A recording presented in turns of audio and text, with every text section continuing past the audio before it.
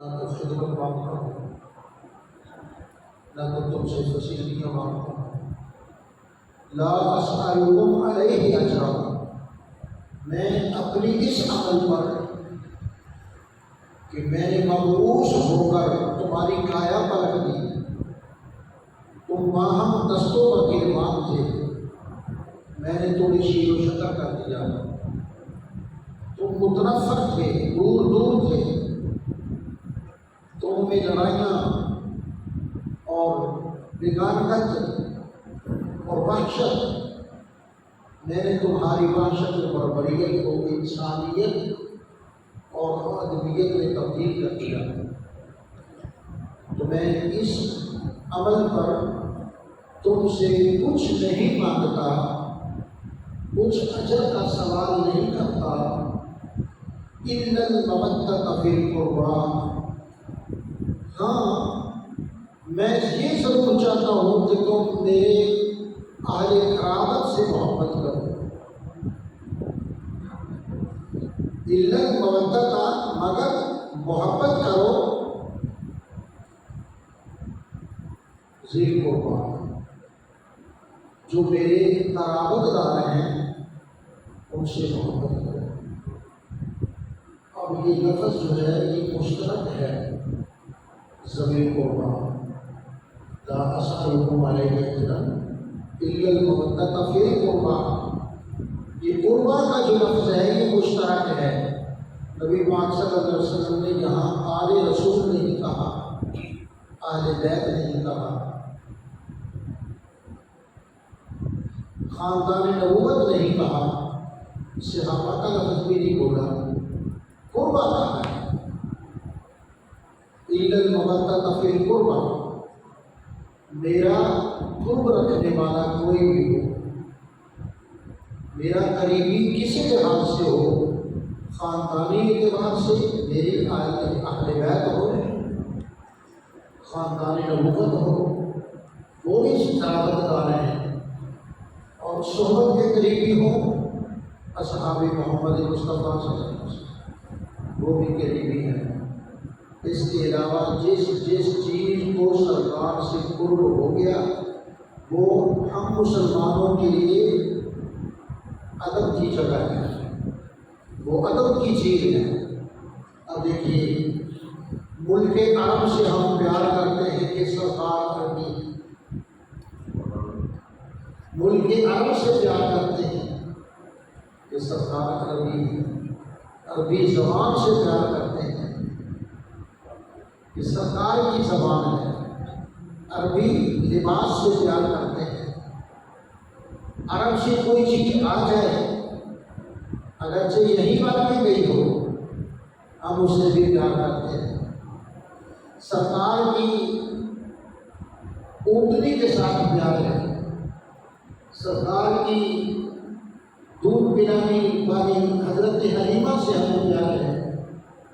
ہم نے یہ نہیں دیکھنا کہ یہ امیر ہے یا غریب ہے، امیر ہو تو ہم عثمان غنی سے بھی پیار کرتے ہیں، غریب ہو ہم بلال حبشی سے بھی پیار کرتے ہیں، دور کہیں سے مسافر آیا ہو ہم سلمان فارسی سے پیار کرتے ہیں، حضور کا کوئی درویش ہو، سارے صوفہ پر سونے والا کوئی ہو، چٹائی پر لیٹنے والا ہو، ہم ابو ذر غفاری سے بھی پیار کرتے ہیں، سرکار کے ساتھ لازم ہو جانے والا کوئی بھی ہو ہم حضرت انس سے بھی پیار کرتے ہیں اور ہم حضرت ابو ہریرہ سے بھی پیار کرتے ہیں، ہم سرکار کی دائی سے پیار کرتے ہیں، خاندان سے پیار کرتے ہیں، سرکار کے ملک سے پیار کرتے ہیں، سرکار کے شہر مدینہ سے پیار کرتے ہیں، اس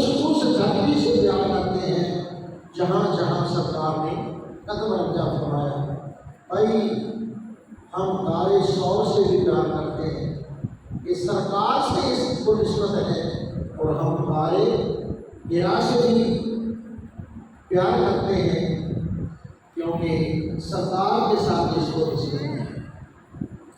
تو سرکار کی نسبت والی کوئی چیز بھی ہو وہ قربا ہے، لا اسألکم علیہ اجرا الا المودۃ فی القربی، فرما دو کہ میں تم اس پر کوئی بھی اجر طلب نہیں کرتا، میں کسی خدمت کا سوال نہیں کرتا، الا المودۃ فی القربی، ہاں جو میرے ساتھ قربت رکھتا ہے، جو میرا قرابت دار ہے، یہ بھی نہیں کہا کہ وہ انسان ہو یا حیوان ہو، وہ پتھر ہو یا لکڑی ہو۔ ہم اس مسجد سے پیار کرتے ہیں جس مسجد کو سرکار نے خود تعمیر کی۔ صحابہ کرام کو درختوں سے پیار کیا کرتے تھے، جن درختوں کے نیچے کسی دور میں سرکار بیٹھے تھے۔ سرکار کو راہوں سے محبت کرتے تھے صحابہ کرام، جن راہوں پر چل کر سرکار نے سفر فرمایا۔ اللہ حضرات جی بتاؤ الا المودۃ فی القربی، تو قرابت داروں میں تمام لوگ شامل ہیں، حتیٰ کہ نبی کریم صلی اللہ علیہ وسلم نے فرمایا کہ سلمان و آل بیتی، یہ سلمان نسلاً تو فارسی ہے، فارس سے ایران سے آیا ہے، لیکن یہ میرا قریبی ہے، اتنا میرا قریبی ہے کہ یہ میری آل سے ہے۔ سلمان و اہل بیت، یہ میرا اہل بیت کا یہ فرق ہے۔ اور پھر اس سے بھی آگے اس قرابت کے مفہوم کو سرکار نے اور بھی وسیع کر دیا، کتنا کہ سرکار علیہ السلام ارشاد فرماتے ہیں کل تقی فہو علی، یہ نہ سمجھو کہ حضرت فاطمہ ہی آل ہے، حضرت علی المرتضیٰ ہی آل ہیں، حضرت حسن، حضرت امام حسین ہی آل ہیں، ہی نہ کہو بھی آل ہیں، ہم کہیں گے ہی آل نہیں ہے، بھی آل ہے۔ اور سلمان و اہل بیت بھی فرمایا کہ سلمان فارسی میری اہل بیت سے ہے، اور پھر اس مفہوم کو بہت ہی وسیع فرما دیا آقا علیہ السلام نے اپنی رحمت کی طرح، اپنی کرم کی طرح، اپنی رسالت و نبوت کی طرح حضور نے اس کو بھی بڑا وسیع کر دیا، فرمایا کل تقی، میری امت کا ہر متقی فہو علی، میری امت کا ہر متقی جو ہے، پرہیزگار ہے، نیکوکار ہے، وہ سارے میری آل ہیں۔ تو قرآن کریم نے کیا فرمایا لا اسألکم علیہ اجرا الا المودۃ فی القربی، تو اہل قرابت صحابہ کرام ہو یا اہل رسول ہو، اہل بیت نبوت ہو، وہ سارے کے سارے تعظیم و اکرام کے لائق ہیں۔ اب آئیے ایک قدم آگے چلتے ہیں۔ پورا دین کسی ایک جملے یا حدیث میں نہیں ہوتا۔ نبی کریم صلی اللہ علیہ وسلم کی 63 سالہ زندگی دین ہے، دین کی تشریح ہے، قرآن مجید کی تفسیر ہے۔ قرآن مجید 6666 آیات کا مجموعہ ہے، 114 سورتیں، یہ متن ہے، یہ خاص وظیفہ ہے، خاص کلام ہے جو اللہ پاک نے بھیجا، لوح محفوظ سے پہلے آسمان سے آیا، جبرائیل امین کے حوالے سے آیا، اور سرکار دو عالم صلی اللہ علیہ وسلم کا نازل ہوا۔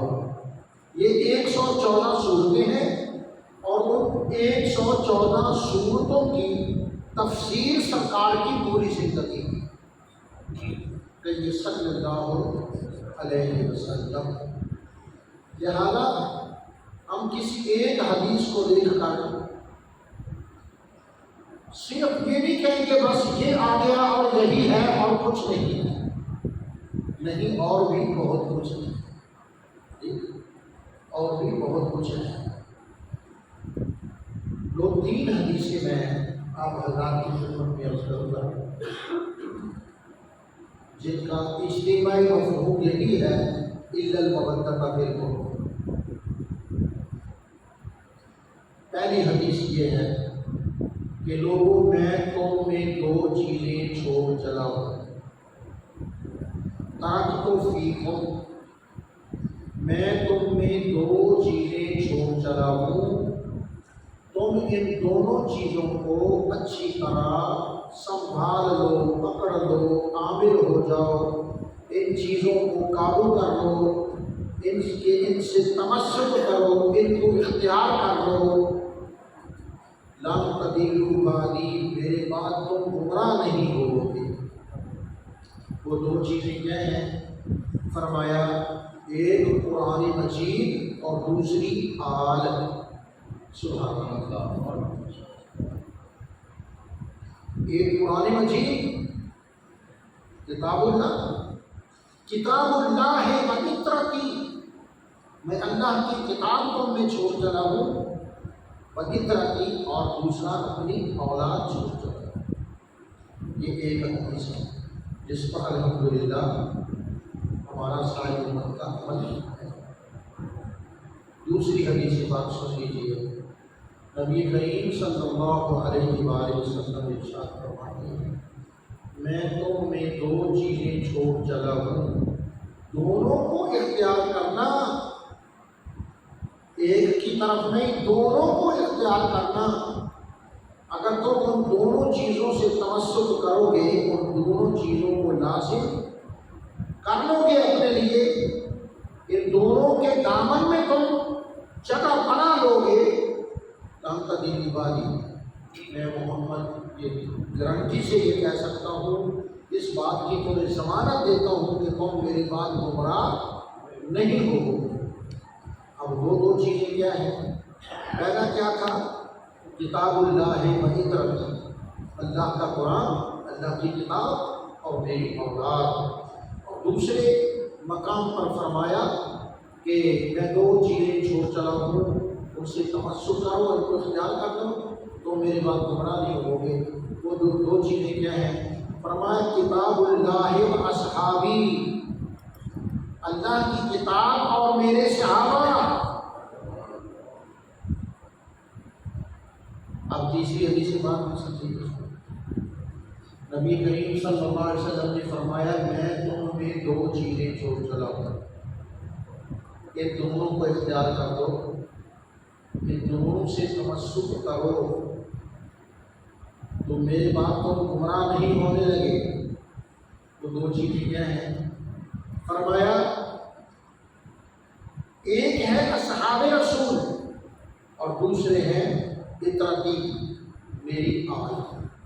ایک ہے اصحاب رسول، دوسرے ہیں آل رسول، ان دونوں کو اختیار کر لو گے میرے بات تو گمراہ نہیں ہونے لگے۔ اب یہ تین حدیثیں ہیں کہ کتاب اللہ وَإِتْرَتِي، میری اولاد اور اللہ کی کتاب۔ دوسرے نے فرمایا کہ صحابہ کرام اور قرآن دونوں کو اختیار کرو، اور تیسرا فرمایا میرے اصحاب اور میری اولاد۔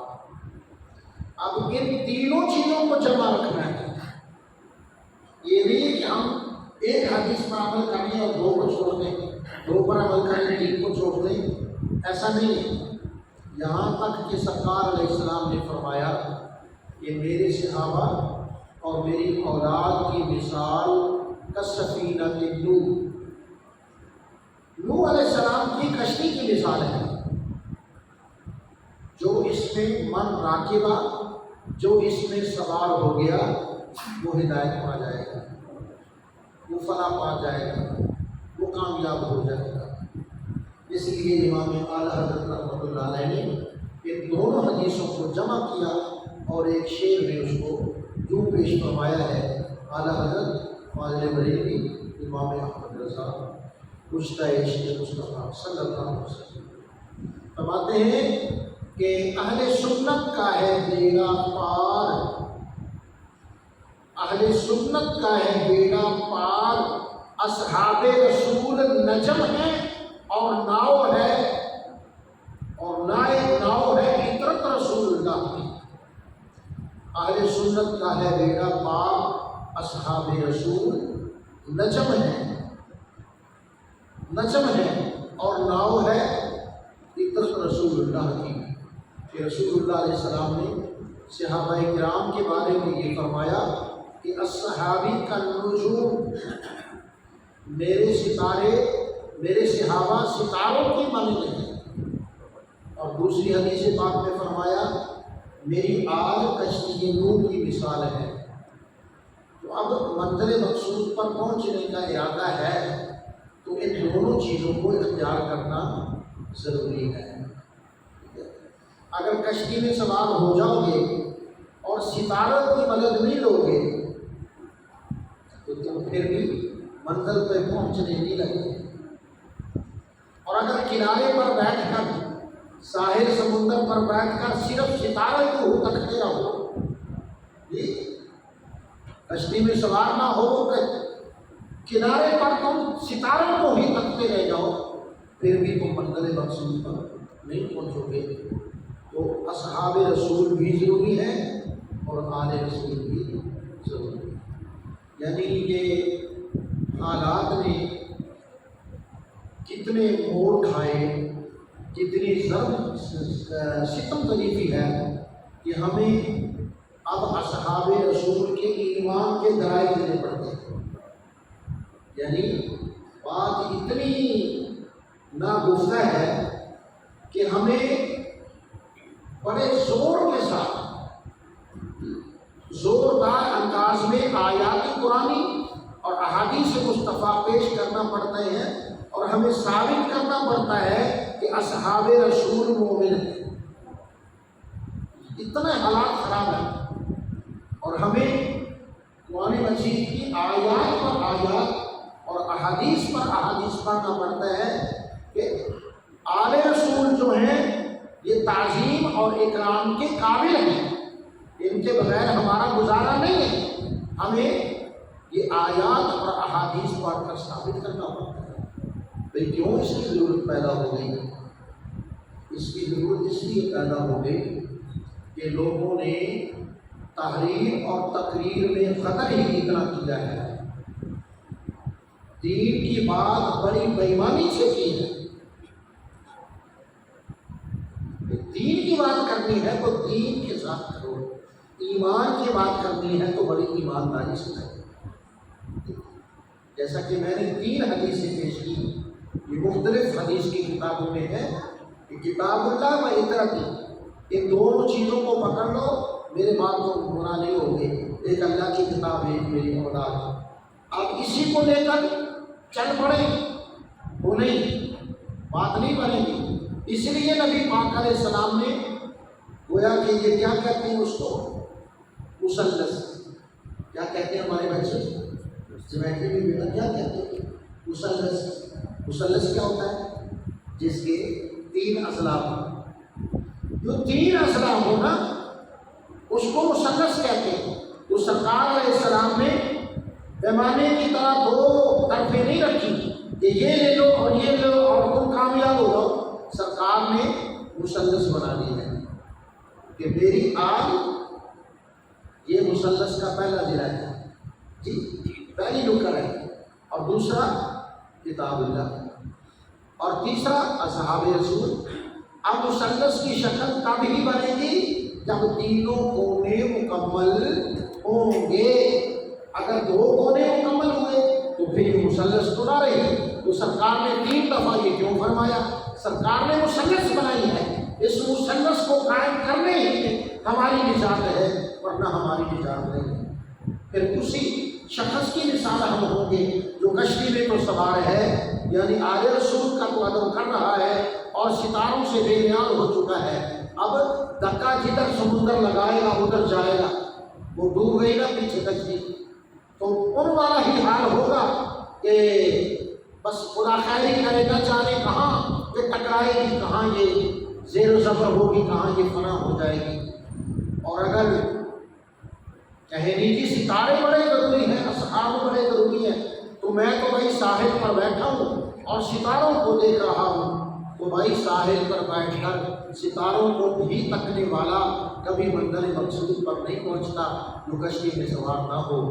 تو ہم اہل سنت مبارک کے مستحق ہیں کہ ہماری جو مثلث ہے وہ مکمل ہے، ہماری مسلس مکمل ہے، ہم تینوں اضلاع کو مان رہے ہیں۔ سرکار علیہ السلام نے قرآن بھی فرمایا، اہل بیت بھی فرمائی، صحابہ بھی فرمایا، اور ہم تینوں کو الحمدللہ اختیار ہیں۔ صلی اللہ علیہ وسلم۔ اب آئیے حضرت سیدنا امام حسین پاک کے حوالے سے بات ہوتی ہے۔ اللہ اکبر۔ امام عالی مقام،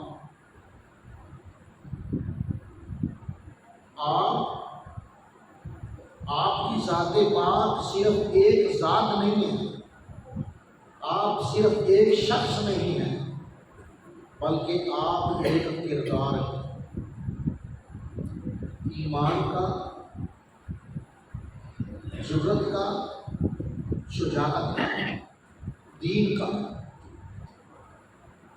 آپ ایک استعارہ ہیں اس بات کا۔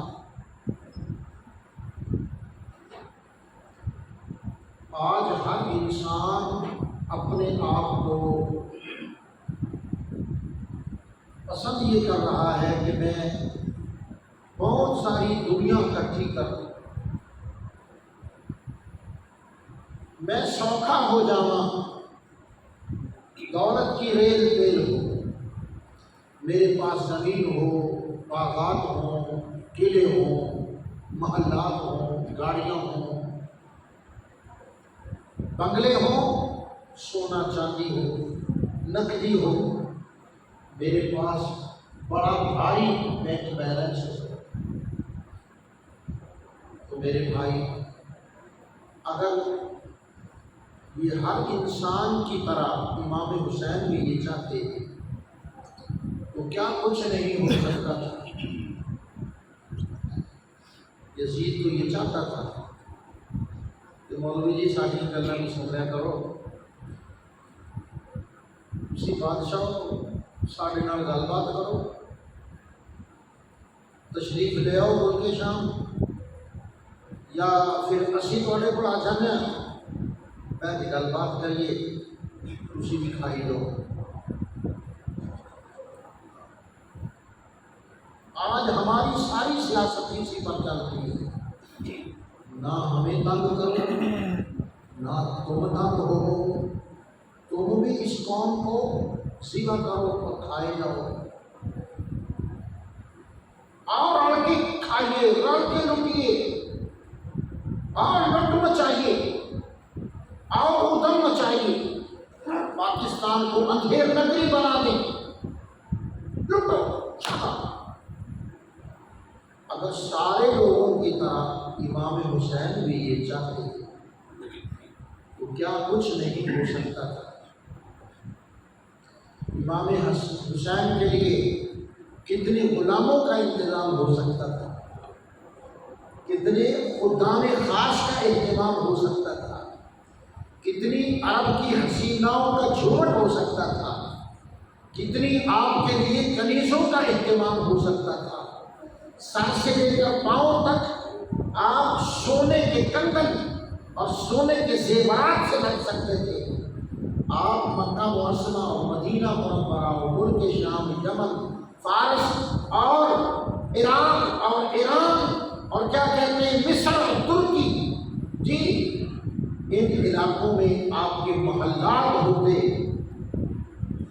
لیکن امام حسین نے نہایت جرأت کے ساتھ کہ یہ ساری چیزیں جو میں نے کی ہیں اور آپ کے ذہن میں بھی موجود ہیں، یہ ساری دنیا کا زرق برق ہے، یہ تب تک ہی ہے جب یہ سانس کی مالا اور اس کے بعد جب یہ سانس کی گاڑی جاتی ہے رک، تو پھر پتہ کیا ہوتا ہے؟ لاکھوں سکندر ہو گئے،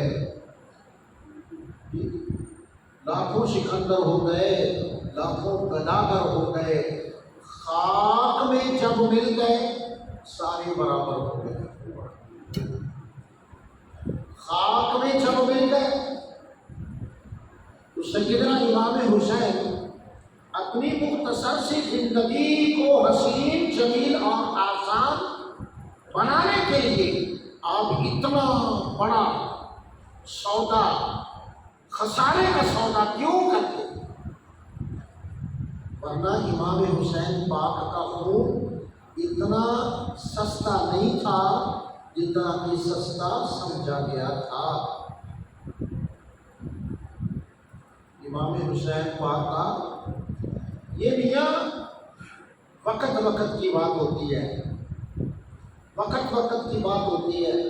ایک چیز کی قدر آپ کرتے ہیں، میں نہیں کرتا، میرے سامنے اس کی کوئی قدر و قیمت، کوئی وقت، کوئی حیثیت نہیں ہے۔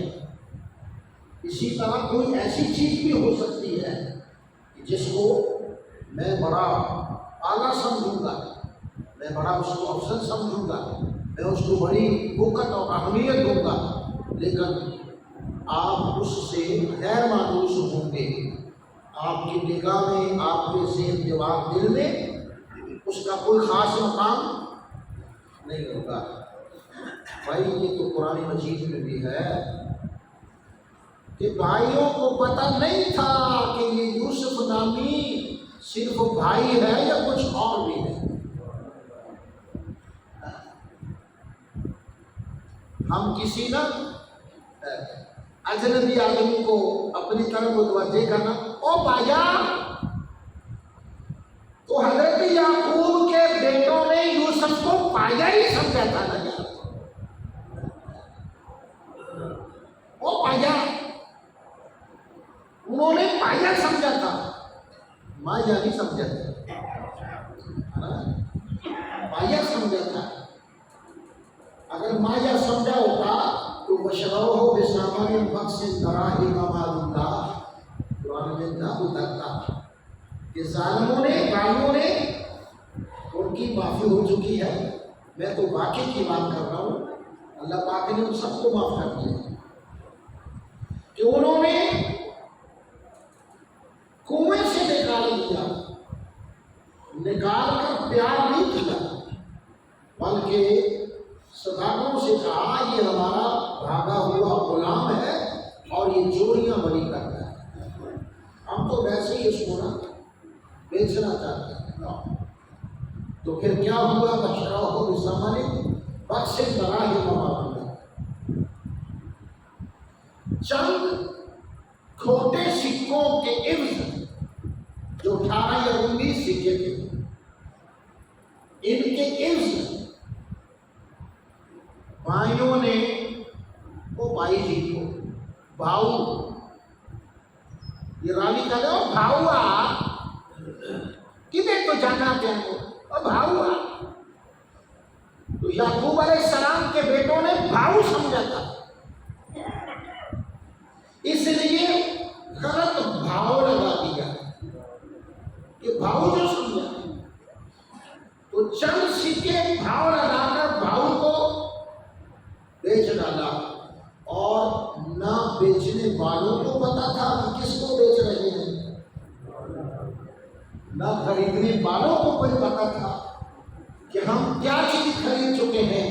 یہ بھی چپکے سے چلے گئے مصر کے بازار میں، گھوم گھام کے ایک جگہ کھڑے ہو گئے، کہنے لگے یہاں کافی بھیڑ ہے، یہاں پہلے بھی پردہ فروشی ہوتی ہے، یہاں اس کی قیمت لگاؤ، امید ہے کہ چنگے پیسے مل جائیں۔ نہ خریدنے والوں کو پتا تھا کہ ہم کیا چیز خرید کے لائے ہیں ان لوگوں سے، اور نہ ان لوگوں کو پتا تھا کہ جس کو لائے تھے جنگل میں کھیلنے کے لیے اور بکریاں چرانے کے لیے، اس کو جو بیچ رہے ہیں وہ آخر یہ کس کو بیچ رہے ہیں۔ اب یہ تو تھا بے قدری کا عالم، اب قدر کا عالم بھی دیکھیں۔ کہتے ہیں جے مل یعقوب کریں دے، جے مل یعقوب کریں دے، جے مل زلیخا لینی، وہاں تو نہ بیچنے والوں کو کوئی سر پتا تھا، نہ خریدنے والے تاجروں کو کوئی سمجھ تھی۔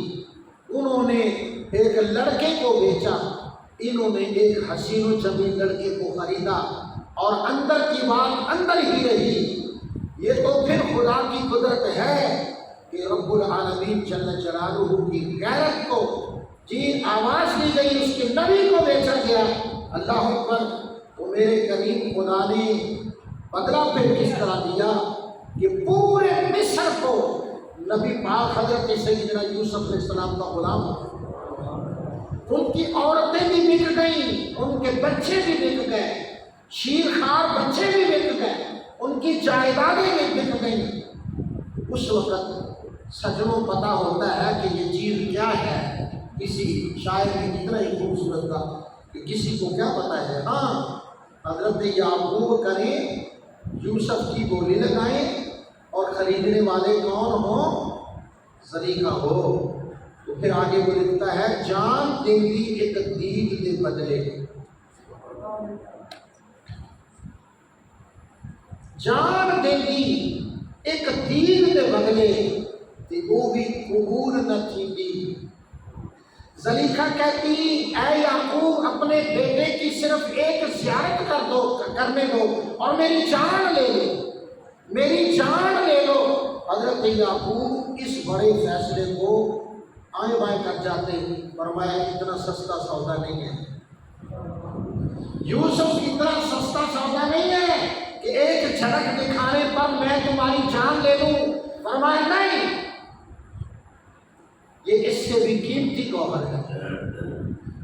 تو کربلا والوں کو کیا پتا تھا، ان بیچاروں کو کیا پتا تھا، کوفے والوں کو ہم کس کو خط لکھ رہے ہیں، یہ کون آیا ہے، یہ کون بیٹھا ہے، یہ کون پیاسا ہے، جس کے پاس پینے کو پانی، کھانے کو روٹی نہیں، اور وہ پھر رسولوں اور نبیوں کی مانند کھڑا ہے، وہ استقامت کا پہاڑ بن کر کھڑا ہے۔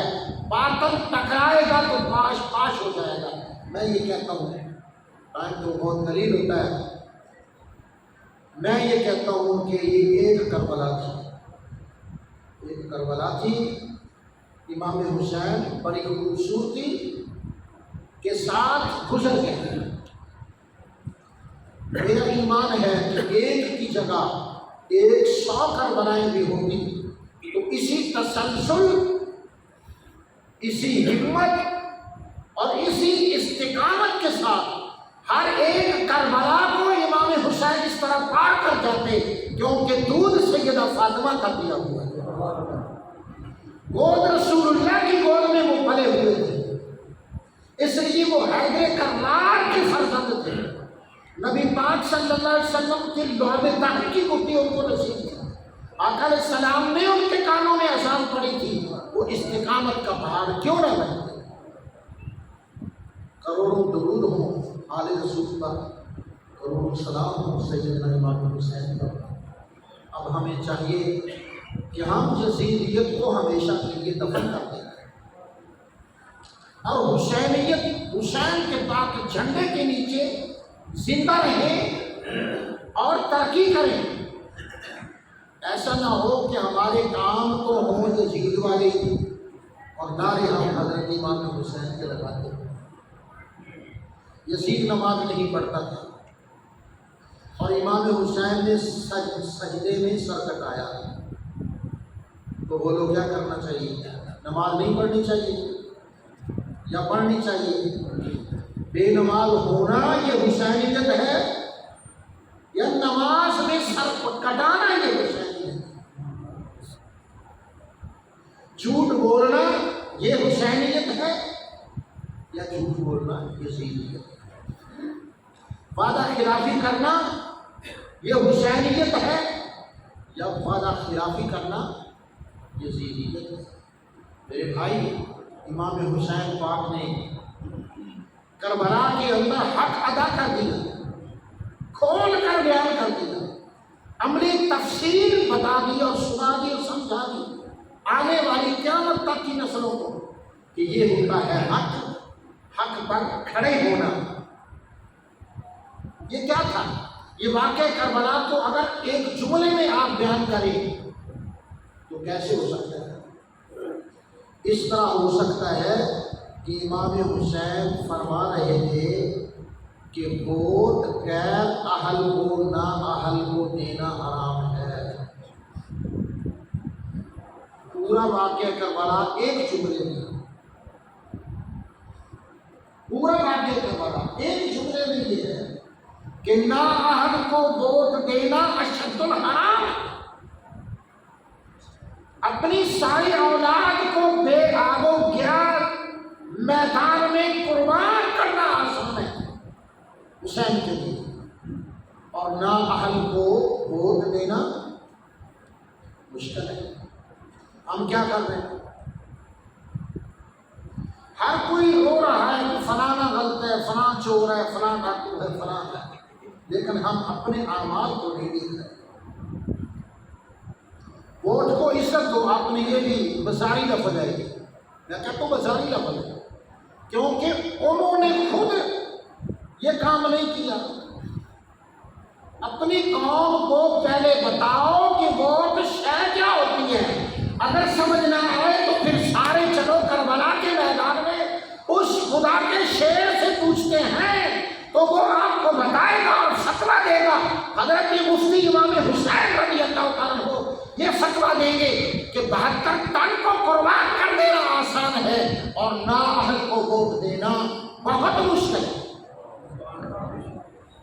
ہماری پرچیوں سے یہ برسر اقتدار آتے ہیں اور ہمارے سینے میں گھونپتے ہیں چھرا، اور پھر ہم بجلی کا بل لے کر اس کے پاس یہ کیا ہو گیا، وہ کیا ہو گیا۔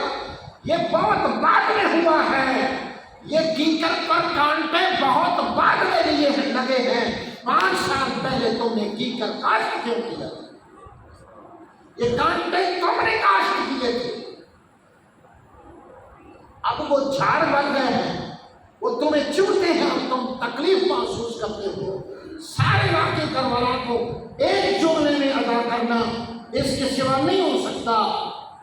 اختصار کہ ایک ووٹ کے لیے امام حسین نے سرکار کا مدینہ چھوڑ دیا، سرکار کا روزہ چھوڑ دیا۔ سبحان اللہ تو کہو بھائی، خالی سبحان اللہ نہیں کہتے۔ انشاءاللہ مدینے جائیں، وہ مدینہ نصیب ہوگی۔ ہم دعائیں کرتے ہیں، لوگوں کو مدینے کی دعائیں دیتے ہیں۔ حسین سے پوچھو ہو کیا گیا؟ نبی کا روزہ بھی چھوڑ دیا، نبی کا مدینہ بھی چھوڑ دیا، اور دین مصطفیٰ کے لیے، حق کی آویزاری کے لیے، دین مصطفیٰ کو قائم کرنے کے لیے حج کا موقع چھوڑ دیا۔ 3 ذی الحجہ کو لوگ حج کے لیے مکہ میں جمع ہو رہے ہیں، امام حسین مکے سے جا رہے ہیں۔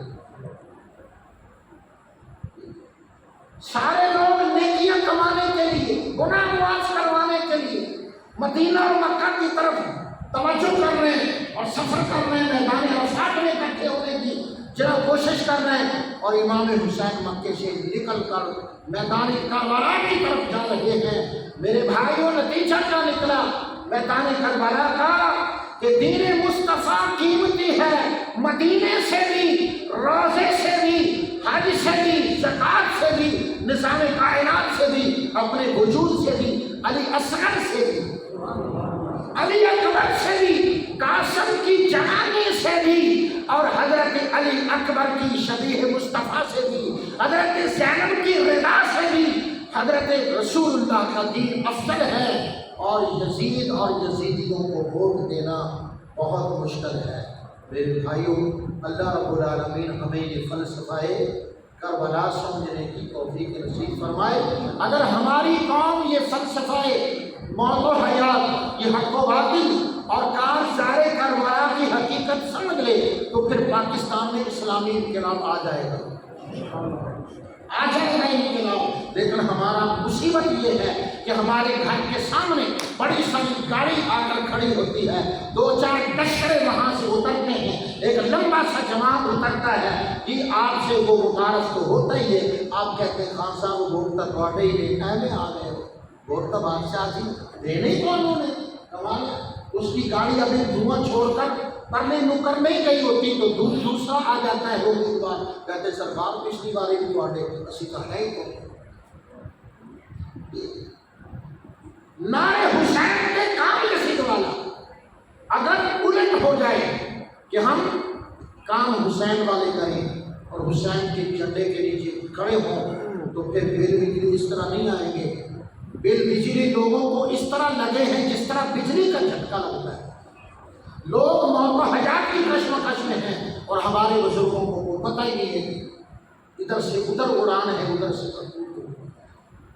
یہ حق پہنچتا ہے کیونکہ آپ نے حسینیت سنی ہے تو یہ باتیں تو کرنی پڑیں گی، یہ باتیں تو کرنی پڑیں گی کہ یہ کیا جمہوریت ہے کہ پاکستان کے صدر کا ووٹ جو ہے وہ اتنا ہی اہم ہے جتنا ایک چوڑے کا ہے، جتنا ایک چوڑے کا وزن ہے اتنا ہی صدر پاکستان کا ہے۔ یہ کہاں جمہوریت ہے؟ ایک ان پڑھ جاہل اجڑ انسان جس کو کوئی سر سمجھ نہیں ہے، جس نے استنجا بھی 7ویں دن کیا ہے یا نہیں کیا، جس کی مت ماری ہوئی ہے، علم شعور آگاہی اس کے قریب نہیں آئی، وہ بھی ووٹ دے دیتا ہے اور اس کی اتنی اہمیت ہے۔ اور ایک علاقے کا معزز آدمی پڑھا لکھا آدمی وہ بھی ووٹ دیتا ہے، اس کی اہمیت۔ اس کا مطلب یہ ہے کہ سبق پر پھر عدالت کا۔